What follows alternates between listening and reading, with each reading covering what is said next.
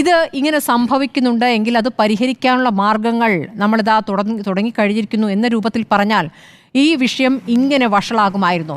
ഇതങ്ങനെയല്ല, തിരിച്ച് വെല്ലുവിളിക്കുകയാണ്. ഇത് ഗൂഢാലോചനയാണ്, മറ്റ് ലക്ഷ്യങ്ങളാണ്, ഈ സ്വകാര്യ ആശുപത്രികളെ സഹായിക്കാനാണ് എന്ന് പറയുന്നത് എത്രത്തോളം ശരിയാണ്? ശ്രീ റെജി, സ്വകാര്യ ആശുപത്രിയിൽ ചികിത്സ തേടി ജീവൻ രക്ഷിക്കപ്പെട്ട ഒരു മന്ത്രിയാണെന്ന് പ്രതികരിച്ചിരിക്കുന്നത്. അല്ല, ആദ്യം പറയട്ടെ, ഞാൻ ഈ സാമൂഹ്യ മാധ്യമങ്ങളെന്ന് പറഞ്ഞ സാമൂഹ്യ മാധ്യമങ്ങളുടെ കാലത്ത് ഒരാൾക്കും കള്ളം പറയാൻ പറ്റത്തില്ലെന്ന് ഞാൻ പറഞ്ഞത്. അല്ലാണ്ട് സാമൂഹ്യ മാധ്യമം കണ്ടവരല്ല പറഞ്ഞത്.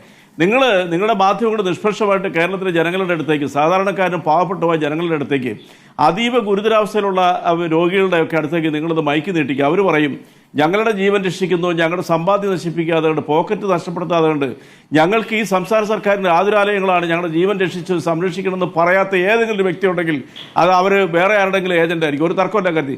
ഈ കോട്ടയം മെഡിക്കൽ കോളേജിൽ ഈ അപകടം ഉണ്ടായ 1 മണിക്കൂറിൽ അവിടെ എത്തിയതാണ്. എൻ്റെ വീട്ടിൽ നിന്ന് ഏതാണ്ട് 9 കിലോമീറ്റർ അകലേ ഉള്ളൂ. അവിടെ ചെന്നപ്പോൾ നിങ്ങളിപ്പോൾ പറയുന്നത് എന്താ, അവിടെ 3 പേരൊക്കെ പരിക്ക് പറ്റുള്ളൂ, വേറെ ആരും അവിടുത്തെ പെട്ടില്ല എന്നുള്ള പച്ചക്കള്ളമാണ്.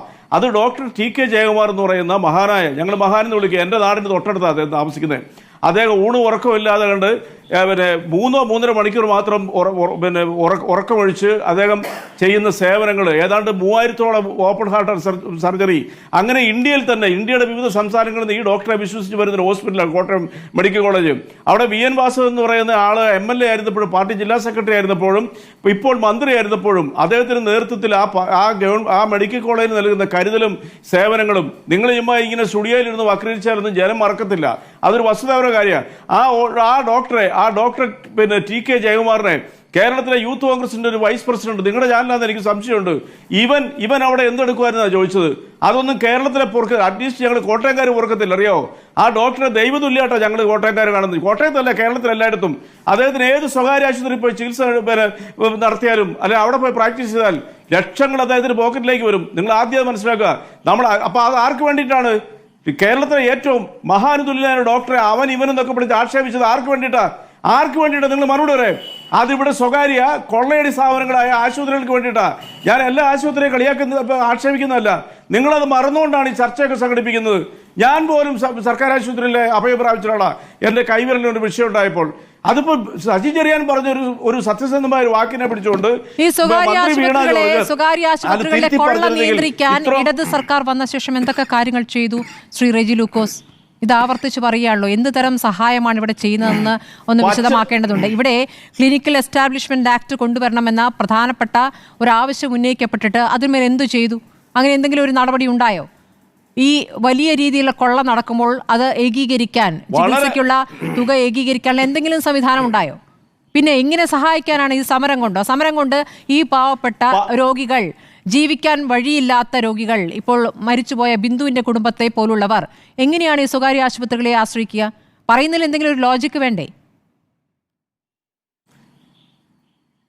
അല്ല, ആ ലോജിക്കിന് പകൽ വെളിച്ചം പോലെയുള്ള ഒരു വസ്തുത പറയാം. ഒറ്റ സെന്റൻസ് പറഞ്ഞു തീർക്കാം. കഴിഞ്ഞ 9 വർഷം കൊണ്ട് കേരളത്തിലെ സ്വകാര്യ ഗവൺമെന്റ് ആശുപത്രികൾ, പ്രാഥമിക ആരോഗ്യ കേന്ദ്രം മുതൽ മെഡിക്കൽ കോളേജ് വരെയുള്ള രോഗികളുടെ എണ്ണം നിങ്ങൾ എടുത്താൽ മതി. 2016 മുമ്പ് ഒരു കാലം ഉണ്ടായിരുന്നു, പൊട്ടിപ്പൊളിഞ്ഞ ആശുപത്രികൾ, രോഗികൾക്ക് അവിടെ കയറി ചെല്ലാൻ പറ്റത്തില്ല, വൃത്തികരം, മരുന്നില്ല, ഡോക്ടേഴ്സ് ഇല്ല, പ്രാഥമിക ആരോഗ്യ കേന്ദ്രങ്ങൾ പലതും പൂട്ടിപ്പോയി. ആ 9 വർഷം കൊണ്ട് കേരളത്തിലെ രോഗികളുടെ എണ്ണം വർദ്ധിച്ചുവെങ്കിൽ അത് തന്നെയാണ് ഈ കൊള്ളയടിക്ക് കേരളത്തിലെ സർക്കാർ നൽകിയ ഏറ്റവും വലിയ മറുപടി. ആ മറുപടിയാണ് നിങ്ങൾ ശ്രദ്ധിക്കാതിരിക്കുന്നത്. അതിലേക്ക് തിരിച്ചു പോകാനായിട്ടാണോ നിങ്ങൾ അനുവദിക്കുന്നത്? അല്ലെ ഈ രീതിയിൽ നിങ്ങൾ വക്രീകരിച്ച് സംസാരിക്കുന്നത്? വീണ ജോർജ് എന്ന് പറഞ്ഞ മിനിസ്റ്ററെ അവർ സത്യപ്രതിജ്ഞ കാലം മുതൽ അവരെ ഏതെല്ലാം രീതിയിലാണ് ടാർഗറ്റ് ചെയ്യുന്നത്? അവരെ ശൈലജ ടീച്ചറായിട്ട് ഉപമിക്കുന്നു. നിങ്ങൾ ഉപമിച്ചോളൂ. ശൈലജ എന്ന് പറയുന്ന ലോകത്തിന് മുമ്പിൽ ഒരു ലെജൻഡറി പദവി അലങ്കരിക്കുന്നതാണ്. അവർ കോവിഡ് കാലത്ത് നൽകിയ സേവനങ്ങളെ കുറിച്ച്.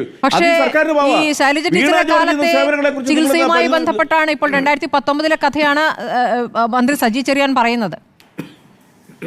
മെഡിക്കൽ കോളേജിൽ മരിക്കാൻ പോയി, എന്നിട്ട് സ്വകാര്യ ആശുപത്രിയിൽ പോകേണ്ടി വന്നു. ഞാൻ നിങ്ങളുടെ അടുത്തുനിന്ന് തന്നെ വരുന്ന പ്രതികരണങ്ങളെ കുറിച്ചാണ് ചോദിക്കുന്നത്. സ്മൃതി, അത് മനസ്സിലായി. സജി ചെറിയാൻ പറഞ്ഞ അത് ഒന്നാമതന്നെ നിഷ്കളങ്കനായ വ്യക്തിയാണ് സജി ചെറിയാൻ. അദ്ദേഹം തുറന്ന് സംസാരിക്കും മനുഷ്യന്റെ ഭാഷയിൽ. ഞാൻ സ്വകാര്യ മനുഷ്യന്റെ ഭാഷയിൽ ഒരു തവണ സംസാരിച്ചിട്ടാണ് മന്ത്രി സ്ഥാനത്ത് നിന്ന് ഇറങ്ങേണ്ടി വന്നത്. ഒരുപാട് തുറന്ന് സംസാരിച്ചിട്ടാണ്. അല്ല, അല്ല, അത് കോടതി അദ്ദേഹത്തിന് പിന്നെ കുറ്റമുക്തനാക്കിയല്ലോ. കോടതി പറഞ്ഞില്ല, ക്ലീൻ ചിറ്റ് കൊടുത്തില്ല. പിന്നെ നിങ്ങളല്ലേ ഇപ്പോഴും അതും പറഞ്ഞുകൊണ്ട് അദ്ദേഹത്തിനെ കുറ്റപ്പെടുത്തുന്നത്? സജി ചെറിയാൻ എന്ന് പറഞ്ഞ വ്യക്തിയെ അദ്ദേഹത്തിന് നിയോജകമണ്ഡലത്തിലെ കേരളത്തിലെ ജനങ്ങൾക്കും അറിയാം. ഞങ്ങൾ ആരും സ്വകാര്യ ആതുര സേവന ആലയങ്ങളെ അടച്ചാക്ഷേപിക്കാറില്ല.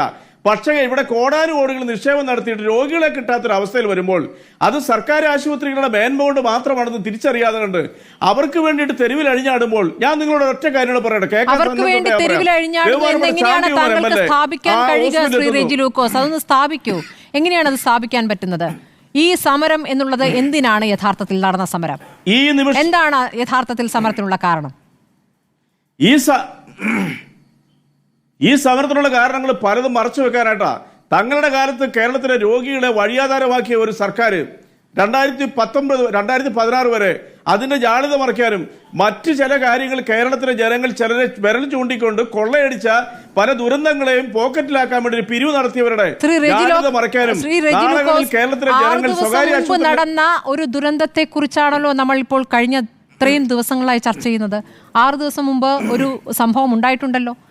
ആശുപത്രി കെട്ടിടം തകർന്നു വീണിട്ടുണ്ടല്ലോ. ഒരു സ്ത്രീ മരിച്ചിട്ടുണ്ടല്ലോ, അല്ലേ?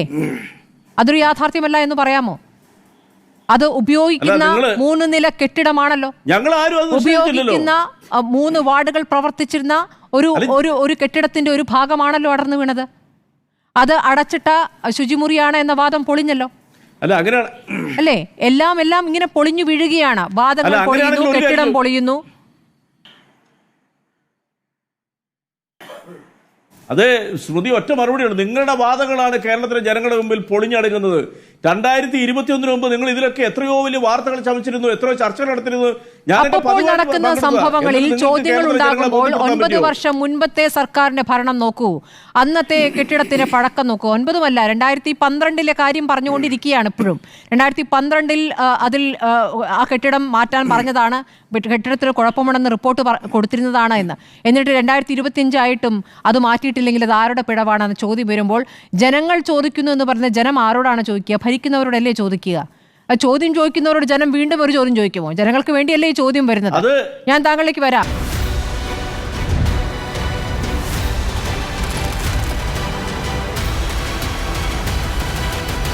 ഡിബേറ്റ് വിത്ത് സ്മൃതി പരുത്തിക്കാട്.